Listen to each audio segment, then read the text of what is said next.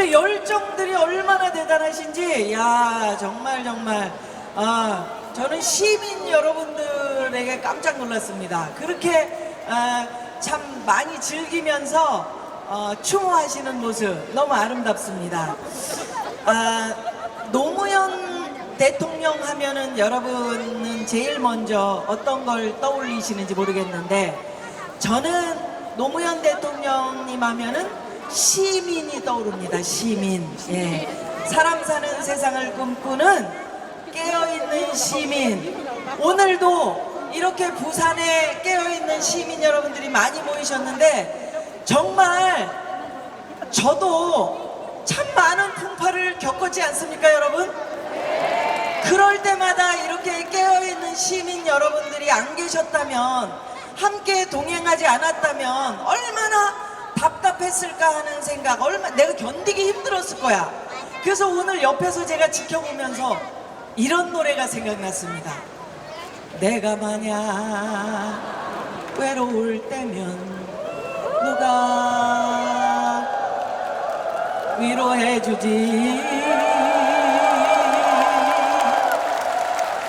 여러분, 깨어있는 시민 여러분, 그런데 지금 이 시간 모실 이분은 얼마나 깨어있는 시민인지 이름도 시민이야. 유시민 이사장님, 그리고 강원국 작가님을 모시겠습니다. 어서 오십시오. 자, 1부 시작하는 겁니다. 토크 콘서트.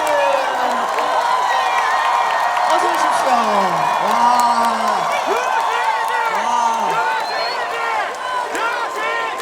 인기 대단하시네. 왜 이러십니까? 왜 이래? 그럼 강원국 작가님은 어떻게 해? 섭섭하잖아. 강원국.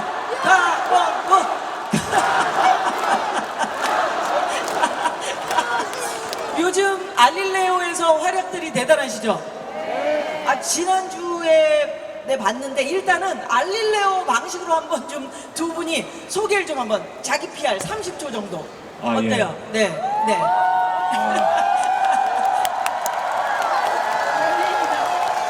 여기 부산에 오니까 좋네요. 그리운 얼굴들을 많이 보게 됐어요. 저는 노무현 재단 이사장이고 알릴레오 진행자이고 글쓰기를 생업으로 삼고 있는 유시민입니다. 예. 저도 어디 가면 유명하거든요. 특히 노무현을 좋아하시는 분들한테 굉장히 인기도 있고요. 근데 유시민 작가님하고 같이 다니면 제가 이렇게 왠지 손해보는 느낌이에요. 강원국입니다.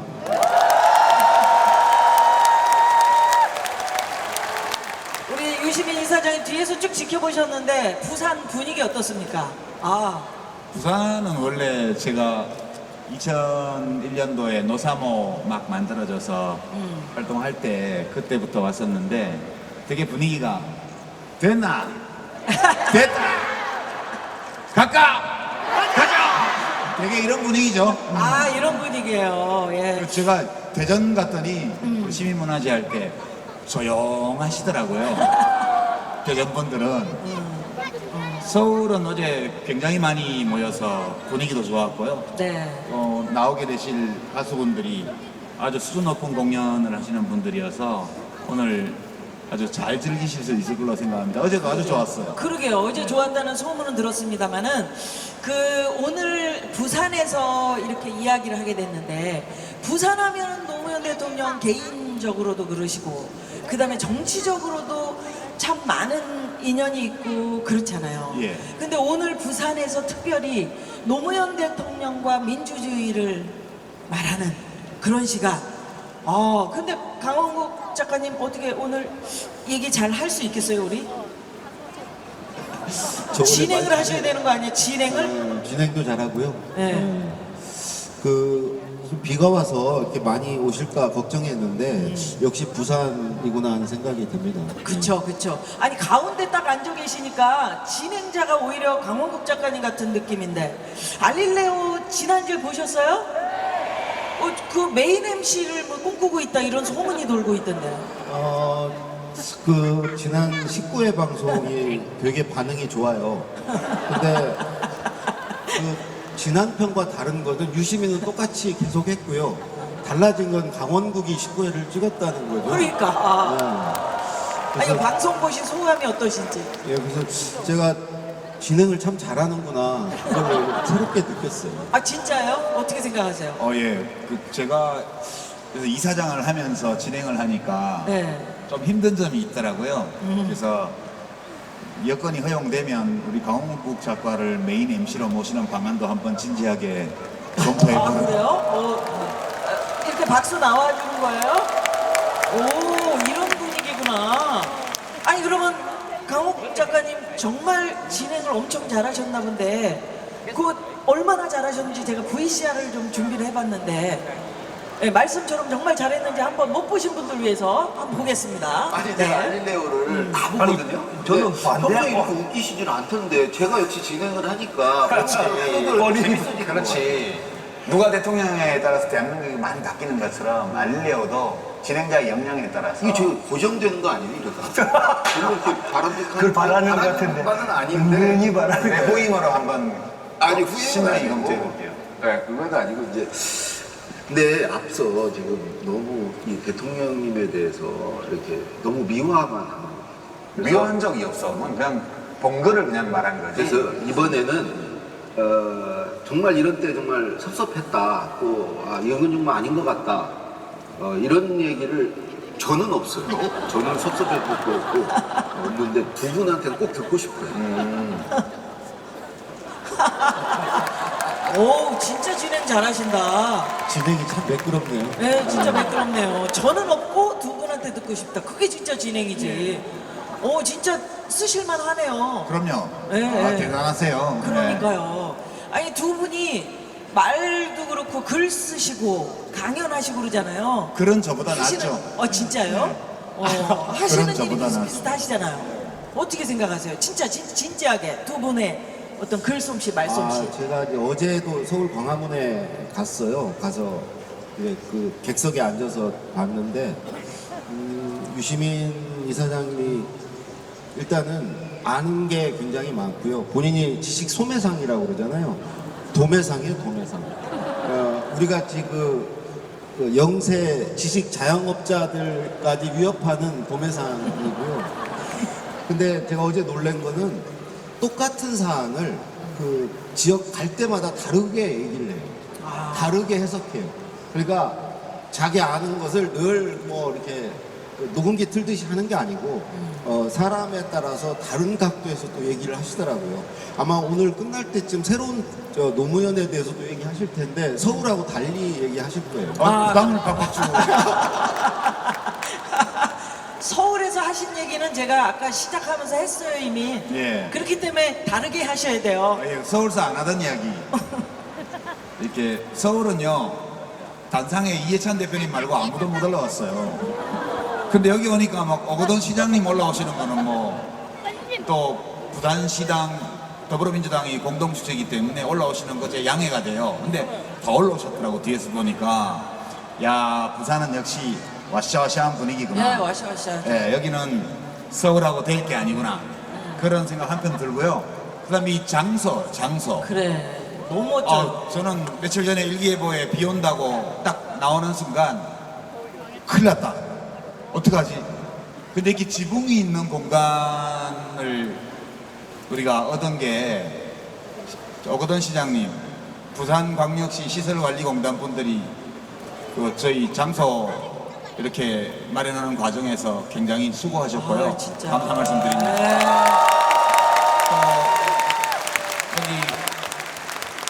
우리 이 집의 네, 대표이사이신 영화. 예, 우리 방추삼 대표이사님 비롯해서 이 영화의 전당 관계자분들이 공동 주최까지 이렇게 네. 이름을 걸어주시면서 이 좋은 역시 공간을 이사장님이시다. 허락해 주신 점에 대해서 정말 고맙습니다. 예. 보통 그 할 말이 없을 때요, 장소나 날씨 이런 얘기를 오늘 뭐 준비를 안 해오셨어요. 아니 할 말이 없는 것보다는 아까 진짜 진심으로 이거 너무 감사하다 오늘 걱정하면서 내려오시 그리고 차 막 내려오실 때 엄청 하여튼 차들이 많은 분들이 오시니까 막혀가지고 힘드셨다면서요 오실 때. 아, 예. 감사하게도 굉장히 난폭 운전을 하시는 택시 기사님을 만나게 됐어요. 불법 차선 변경을 한 7번쯤 한 것 같아요. 그 기사분이 안전벨트를 안 매고 운전하시던데 저는 뒤에서 안전벨트 매려다가 기사님의 이 심기를 불편하게 할까봐 이거 잡고요 달달 떨면서 왔습니다. 그래도 진짜 빨리 왔더라고요. 네. 역시 부산이야. 역시 부산이야 정말. 예. 아니 우리가 이제 두 분의 말과 글에 관한 이야기를 잠깐 나눠봤는데 아니 말빨 글빨 하면은 우리 노무현 대통령님을 따라갈 사람이 누가 있겠습니까? 그렇잖아요. 그래서 그걸 여쭤보고 싶어요. 이분이 그런 말과 글로 사람을 설득하는 힘? 이게 저는 대단했다고 보거든요. 어디에 있다고 보세요? 그러니까 이사장. 노무현 대통령님은 이렇게 보통 사람들의 언어로 생각한 분이세요. 그러니까 보통 사람들이 사용하지 않는 단어, 우리가 보통 일상에서 쓰지 않는 표현, 이런 게 이제 우리 보고 이렇게 먹물들이 이렇게 바른 원고를 써서 드리면 그런 게 많이 들어있잖아요. 그럼 이렇게 해보세요. 혼자서. 그럼 말이 막 엉겨요. 이게 평소에 사용 안 하시는 단어들이 들어가 있으면 네. 말이 씹혀요. 예, 그렇게 좀 하시다가 아니다. 그러고 이제 곰곰이 들여다보시죠. 몇 분간 들여다보신 다음에 이게 이런 얘기 아닌가? 그러면서 이제 당신 자신의 언어로 그거를 바꿔가지고 이렇게 하셔요. 그러면 막히는 법이 없더라고요. 그래서 이게 우리가 언어로 생각하기 때문에 평소에 어떤 언어를 사용하느냐가 되게 결정적인데 그래요. 우리 대통령님은 정책 노선만 서민지향적이었던 게 아니고 언어 생활도 완전히 서민적인 그러니까 그게 힘이었다고 네, 봐요. 많은 분들이 어려운 말 쓰고 저는 네. 이렇게 무슨 경제 용어 같은 것도 그렇고 정치 용어 너무 어려운 거 많잖아요. 예. 근데 쉽게 풀어주시니까 우리 옆에 있는 분 그렇죠. 그런 느낌이 있었네요. 그런 겁니까? 그런 분을 제가 모셨습니다. 그 모시셨지. 네. 예. 근데 얼마나 힘들었겠어요. 그래요. 그분의 말을 준비하는 글이 연설문이잖아요. 네네. 그걸 제가 이제 썼고요. 우리 이사장님은 옆에서 별로 지켜보지 않으셨어요. 근데 아는 척 하시더라고요. 제가 5년 동안 주로 지켜봤고요.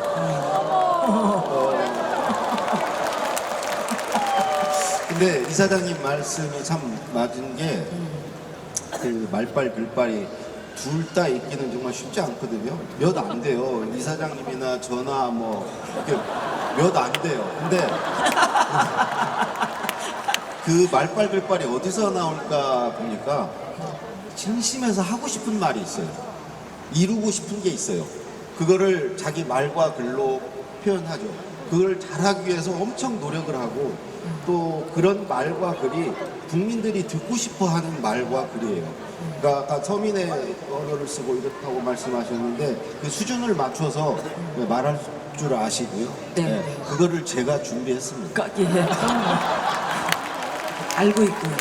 그 대변인 하셨던 윤태영 대변인의 표현에 따르면 네.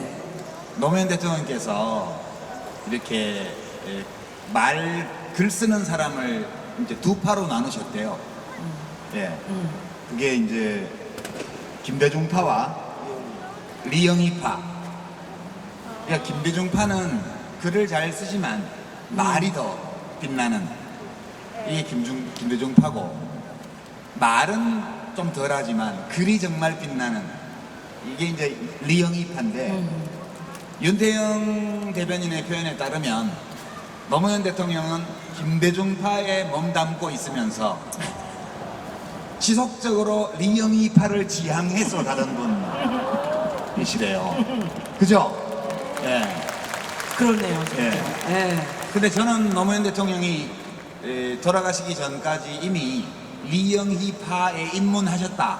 그렇게 생각합니다. 이번에 나온 전집에 새로 편찬한 어록집 있잖아요. 예, 예. 그걸 보면 이렇게 시간순으로 쭉 말씀 녹취록이나 또는 글 쓰신 것들이 쭉 기록이 돼 있는데 뒤로 가면 그게 갈수록 뚜렷하게 그 변화가 보여요. 아하. 예. 아. 그래서 정말 책 좀 사주시라고. 그러게. 그런 말씀도 하셨어요. 김대중 대통령은 사상가다. 근데 나는 그에 못 미친다. 내 책이 없다. 책을 쓰고 싶다. 그래서 봉화에 내려오셔서는 정말 책을 쓰려고 하셨어요. 근데 그거를 쓰실 수 없을 때 가셨죠. 사실 제일 하고 싶은 일이었고 글을 쓰는 일, 책을 쓰는 일이 제일 하고 싶은 일이었고 자기의 마지막 그 임무 같은 거였거든요.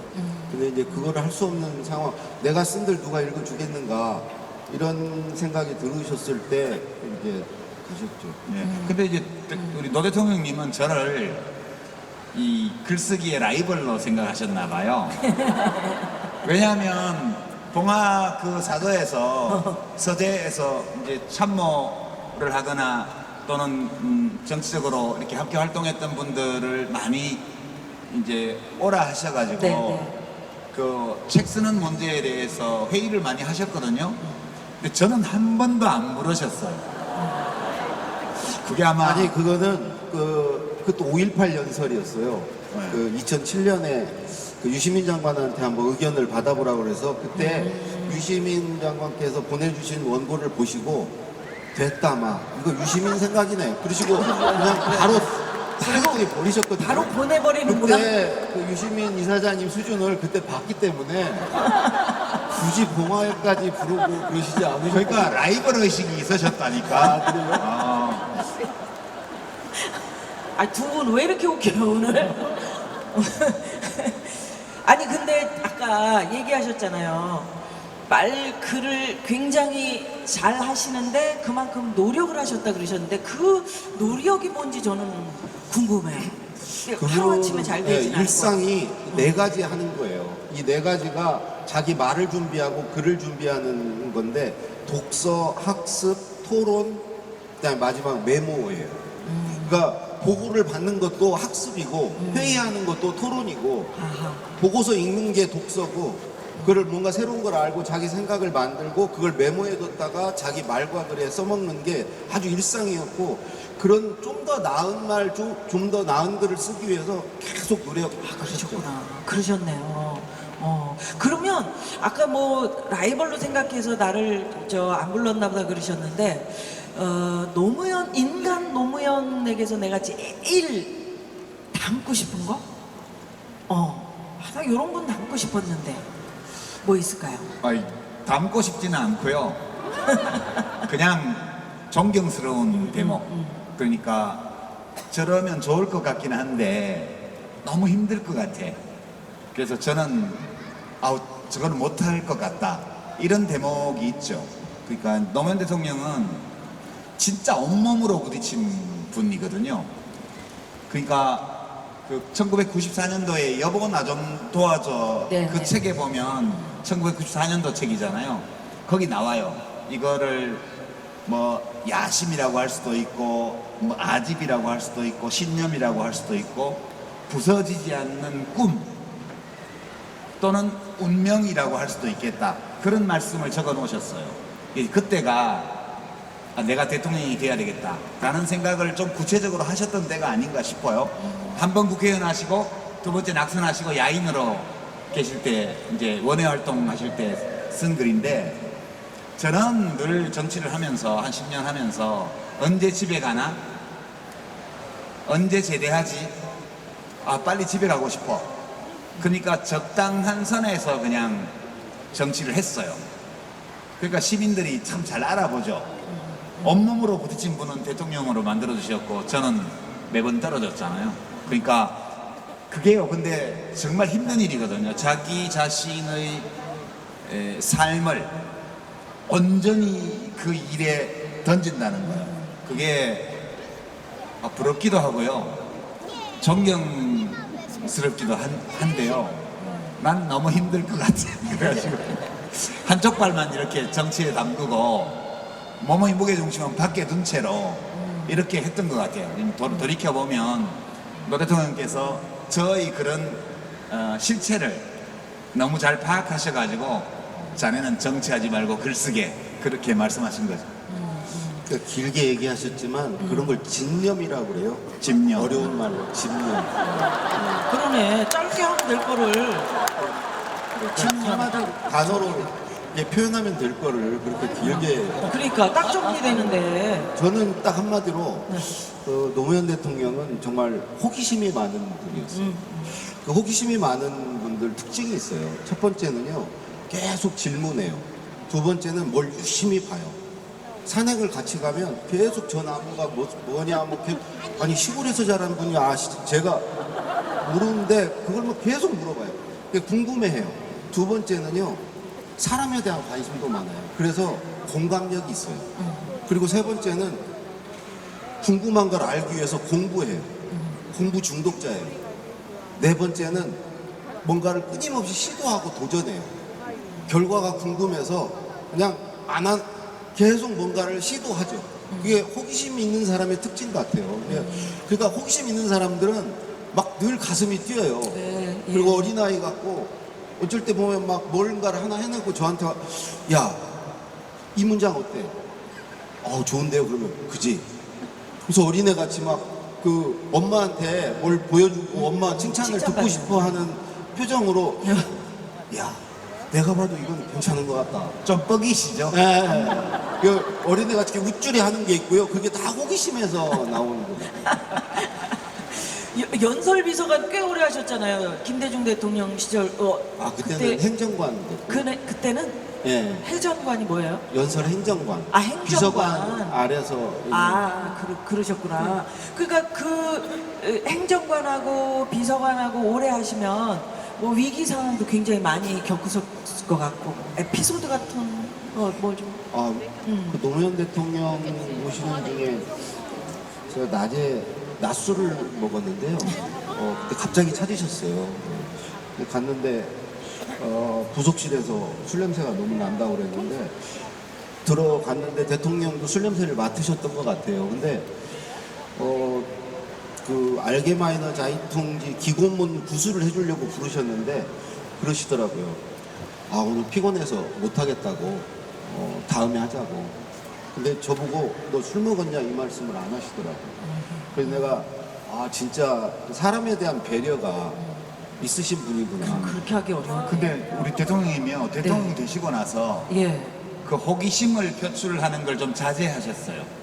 왜 그랬냐면 에피소드가 저 들은 건데 하루는 이렇게 산책하시다가 이 나무 무슨 나무지? 이 나무 무슨 나무지? 이렇게 몇 말씀 하신 거예요.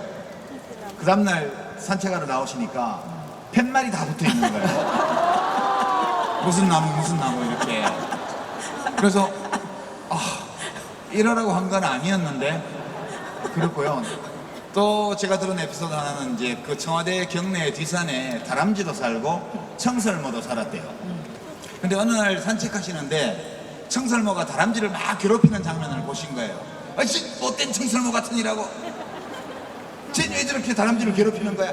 그러셨는데 그 다음날부로 청설모가 전원 체포돼가지고 어디 동물원으로 다 갔습니다. 네, 그런 일이 있고 나서 이게 호기심이 발동하거나 어떤 감정이 일어난다고 해서 바로바로 표현을 하면 경호실이 힘들구나. 네, 그러셔가지고 이사장님이 유머가 많이 넣으셨어요. 아니 실제로 정말 제가 대통령님들 만나 뵀을 때도 김대중 대통령께서도 그런 배려가 굉장히 많으셨어요. 제가 청와대 그때 무엇 때문에 한번 초청을 받아가지고 갔었는데 그때 이제 제가 너무 이제 밥을 얻어먹으니까 죄송스러워가지고 제가 언제 한번 식사 대접을 해드리면 안 될까요? 그랬더니 왜 안 됩니다. 결혼하시는 분들이 힘듭니다. 대통령 끝나고 한번 찾아오라 그래서 진짜 끝난 이후에 제가 찾아뵀던 그런 기억이 있거든요. 그러니까 참 그 배려하시는 마음들이 그렇죠. 네. 제가 대통령 구술을 받다가 노무현 대통령 구술을 받다가 두 번 화장실 간 적이 있어요. 왜? 전 대통령 앞에 가면 긴장이 돼서 배가 아파요. 근데 구슬이 길어질 것 같다는 생각이 들면 그때부터 이제 막 정말 배가 아파서 대통령님 말씀하시는데 대통령님 와. 저 화장실을 이제 대통령 계속 갔다 왔나? 갔다 오는데 다른 대통령 같으면 좀 짜증이 나실 만도 하잖아요. 자기 얘기하는데 중간에 화장실 갔다 오는데 어디까지 했노? 그러시면서 어디까지 말씀하셨습니다. 그러면 그냥 아무 일도 없던 것처럼 그걸 그냥 하시더라고요. 근데 우리 같았으면 그랬을 텐데 니 조금씩 싸서 말리면 안 되겠나? 대통령님 연설문을 많이 쓰셨으니까 연설문 중에 가장 기억에 남는 연설문 뭐 있을까요? 그거는 뭐 제 생각이 아니고 많은 분들이 그 한일 관계에 관한 대통령 연설이 있어요. 독도는 우리 땅입니다. 이렇게 시작하는 연설인데요. 그걸 제일 뽑으시더라고요. 근데 그 연설은 그 초안이 없었어요. 대부분의 연설은 초안을 대통령이 보시고 고치시거나 구술을 해주셨는데 그 연설은 처음부터 직접 쓰셨어요. 직접 쓰셔서 보내주시고 한번 읽어봐라 이런 연설이었는데 그게 아마 가장 좋은 연설 아닌가. 그러면 그 장면을 우리가 한번 안 볼 수가 없잖아요. 그죠? 예, 보겠습니다. 존경하는 국민 여러분, 독도는 우리 땅입니다. 그냥 우리 땅이 아니라 40년 동안의 역사가 뚜렷하게 새겨져 있는 역사의 땅입니다. 우리 국민에게 독도는 완전한 주권 회복의 상징입니다. 야스쿠니 신사 참배, 역사 교과서 문제와 더불어 과거 역사에 대한 일본의 인식, 그리고 미래의 한일 관계와 동아시아의 평화에 대한 일본의 의지를 가늠하는 시금석입니다. 우리는 더 이상 새로운 사과를 요구하지 않습니다. 이미 누차 행한 사과에 부합하는 행동을 요구할 뿐입니다. 잘못된 역사를 미화하거나 정당화하는 행위로 한국의 주권과 국민적 자존심을 모욕하는 행위를 중지해 달라는 것입니다.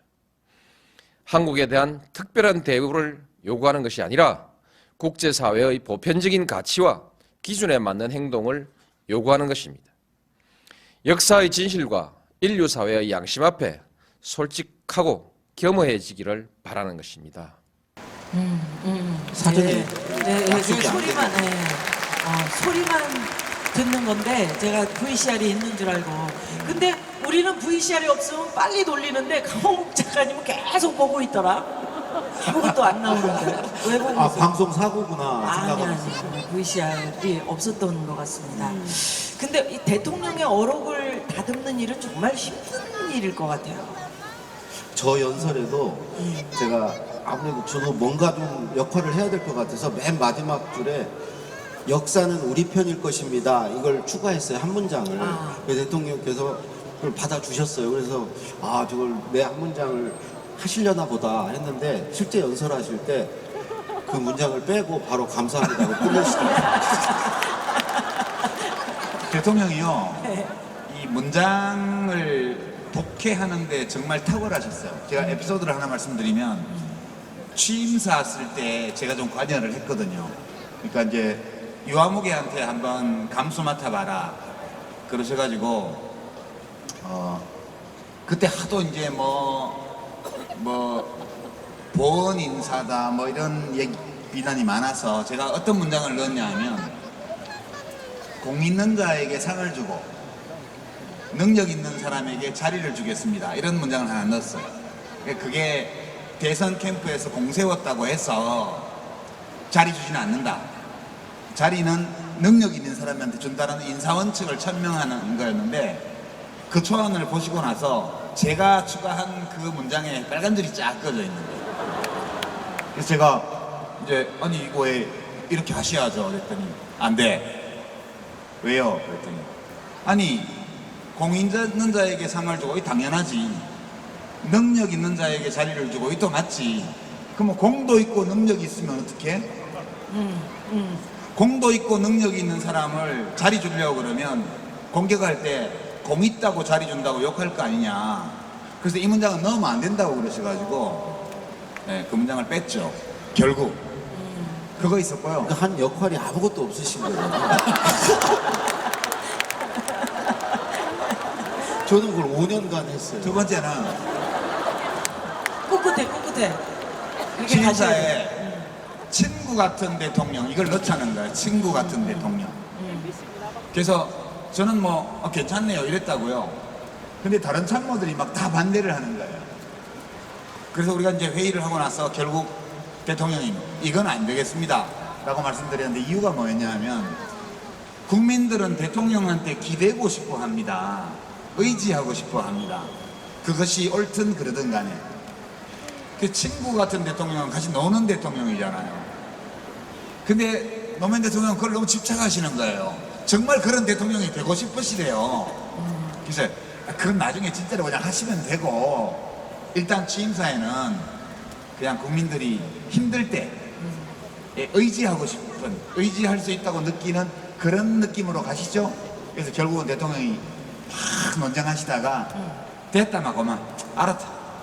그리고 그걸 빠진 적도 있어요. 역시 아무것도 안 됐죠. 아무것도 아니야. 아니, 국민이 대통령입니다 이 말을 많이 쓰셨는데 네. 되게 못마땅해 하셨어요. 내가 대통령이지. 그런 식으로 말장난하는 거 아니라고. 대통령은 나라고. 맞아. 뭘 국민이 어떻게 생각해보면 대통령이라고. 그래. 너무 그냥 말로만 그렇게 하는 거 바람직하지 않다. 그렇지. 이런 마음이셨구나. 자, 우리 이야기 너무 재밌죠? 이 얘기를 하다 보니까 30분이 후딱 넘었습니다. 그래서 오늘 우리가 이제 이 이야기의 주제로 삼으려는 노무현 대통령의 어떤 민주주의 그 이야기를 안 할 수 없잖아요. 네, 이사장님 늘 강조하셨어요. 민주주의. 그건 뭘까요? 어떻게 다르게 얘기하나 한번 볼게요. 예. 노무현 대통령은 이제 평생 그러니까 인권 변호사로서 활동을 시작한 이후로 늘 민주주의에 대한 말씀을 하셨어요. 근데 저는 이제 최종적으로 대통령이 돌아가시기 직전에 무슨 생각을 하셨나? 그게 이제 제일 기억에 남아요. 근데 제가 돌이켜보면 4월 19일 날, 그때 2009년 4월 19일 날, 그 홈페이지에 글을 올리셨잖아요. 나를 버리셔야 합니다. 나의 실패는 노무현의 실패이지, 진보의 실패도 아니고, 또 함께 좋은 세상을 만들려고 노력했던 사람들의 실패도 아니다. 이게 나의 실패니까, 나를 사랑해준 분들이 나를 버리시라고 그렇게 글을 올리셨죠. 그래서 제가 이제 그때 원래 가기로 예정이 되어 있었는데 오지 말라고 연락이 와서 안 가고 있다가 무조건 갔죠. 4월 20일 날 무작정 가서 마을 앞에 가서 왔다고 전화를 하고 그냥 들어갔습니다. 그날 한 3시간 동안 여사님하고 셋이서 밥도 먹고 웃고 옛날 얘기하면서 이제 시간을 보냈는데 그때 저한테 해주신 말씀이 그거였어요. 기록에도 좀 남아있던데요. 대통령은 진보를 이룩하는데 적합한 자리가 아닐지도 모른다는 생각이 든다. 그렇게 말씀하셨어요.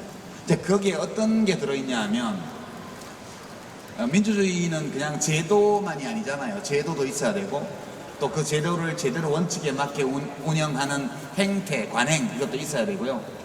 그 다음에 그런 것들이 잘못 갈 때 그걸 바로잡아줄 수 있는 시민들의 의식 이걸 다 합친 게 민주주의잖아요. 근데 대통령으로서 이 제도의 최정상에서 5년간 하시고 나서 물러나서 1년쯤 지났을 때 드신 생각이 대통령이 아무리 의지를 가지고 마음을 먹고 가려고 해도 그 관행이나 또는 시민들의 의식이 그것을 받침해주지 않으면 대통령이 할 수 없다. 그거를 어찌 보면 대통령의 의지보다 철학보다 시민들의 생각과 태도가 훨씬 더 결정적인 것인지도 모른다. 그런 뜻이셨어요. 제가 받아들이기로는. 네. 그래서 그 결론이 저한테 뭐였냐 하면 그러니까 니는 정치하지 말고 글 쓰고 젊은 사람들한테 강연해라. 그래서 제가 그 대통령 정치는 누가 하는데요? 정치는 정치를 제일 잘하는 사람이 하면 되지. 여러 일 중에 정치를 제일 잘하는 사람이 하면 되고 자네는 내가 보기엔 정치보다 다른 걸 더 잘하는 것 같으니 그 일로 사회의 진보에 기여하는 쪽이 낫다. 이런 뜻을 담아서 저한테 정치하지 말고 글 쓰라 라고 말씀하신 건데요. 저는 그래서 최종적으로 대통령께서 생전에 민주주의에 대해서 여러 얘기를 하셨지만 최종적으로 하시고 싶었던 말씀은 묘비에 있는 그거요. 민주주의 최후의 보루. 저는 그 관로 열고 민주주의의 이 핵심 동력 관로 닫고은 깨어있는 시민의 조직된 힘이다. 그 말씀이 대통령이 최종적인 결론이 아니었나. 그래서 제가 정치 안 하고 그러니까 예, 아니 열심히 제가 하고 있습니다. 정치하지 말고 글을 써라 이 얘기를 길게 하시는 이유가 어저께 그 광화문에서 여러 사람의 그 얘기 때문에 오늘 그게 좀 남아 있으신 게 아닌가 하는 생각. 양정철하고 김호준이 짜고 저를 골탕 먹였어요. 예. 오늘 두 분과 이야기를 나누다 보니까 새로운 노무현, 오늘 우리 슬로건이 그렇습니다.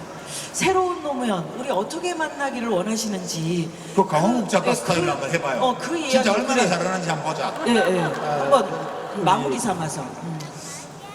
그 사람 사는 세상을 늘 얘기하셨잖아요. 그 이제 사람 사는 세상을 만드는 주체는 대통령이 아니고 이제 시민이라고 했고요. 우리 유시민 이사장님이 쓴 책에 이런 내용이 있어요. 그러니까 노무현은 아무것도 가진 게 없었는데 꿈 하나 있었다. 그런데 어느 날 보니까 자기의 존재가 그 꿈을 모욕했다. 그래서 자기 존재를 버렸다. 이제 꿈만 남았다. 노무현의 꿈만 남았다. 그 꿈은 이제 우리들이 이루어 가야 된다. 그게 이제 새로운 노무현 맞죠? 좀 구태연한 해석인데. 제가 좀 멋있게 얘기하지 않나요? 안 멋있어. 내가 대통령이면 연설비서관으로 안 쓸 거야. 아싸. 예, 마무리 삼아서. 여기 계신 분들 다 마찬가지시겠지만 지난 10년을 돌이켜보면 우리 노무현 재단이 만들어진 거, 그리고 여기 부산 지역위원회가 만들어진 거, 또 경남 지역위원회가 만들어진 게 정말 울면서 만들었잖아요. 울면서요. 우리 모두가 아픈데 아무도 우리를 위로 안 해주니까 우리끼리라도 서로 위로하고 보듬고 격려하기 위해서 재단을 만들었어요. 그때. 지난 10년간 어찌 보면 노무현 대통령을 애도하는 기간이었다고 봐요. 노무현 대통령과 작별하는 준비를 하는, 왜냐면 너무 갑자기 가셨으니까. 이제 10년이 지났잖아요. 언제까지 이렇게 우리가 대통령님을 떠올릴 때마다 눈물이 나고 그 눈물이 안 나게 막 억누르려고 마음을 이거 대통령이 원하지 않으실 것 같아요. 됐다고 10년이면 충분하다 아이가 이러실 것 같아요. 그래서 이제 대통령께서는 평소에 사람 사는 세상 이 사인 잘 쓰셨고요. 그 다음에 강물은 바다를 포기하지 않습니다. 강물처럼 느낌표 딱 노무현 이 사인을 잘 쓰셨잖아요. 그래서 대통령은 살아계실 때는 진짜 사람 사는 세상의 바다를 향해서 계속 가는, 좌절하지 않고 멈추지 않고 가는 강물 같은 분이셨어요.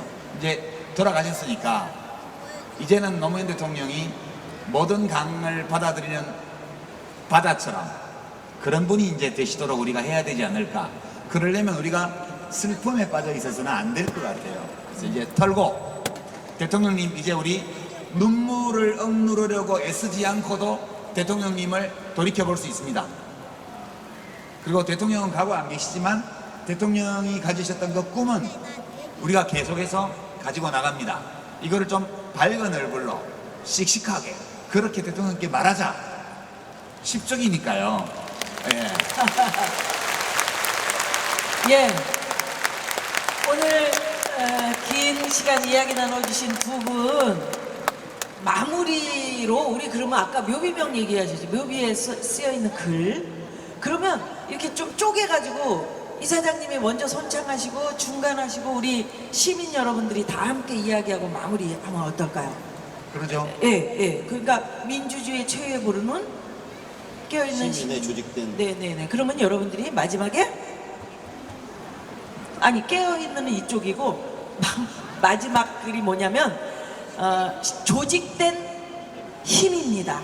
그거만 해주시면 돼요. 자 해봅니다. 자 시작. 민주주의 최후보루는 깨어있는 시민의 조직된 힘입니다. 두 분께 큰 박수 보내주십시오. 고맙습니다.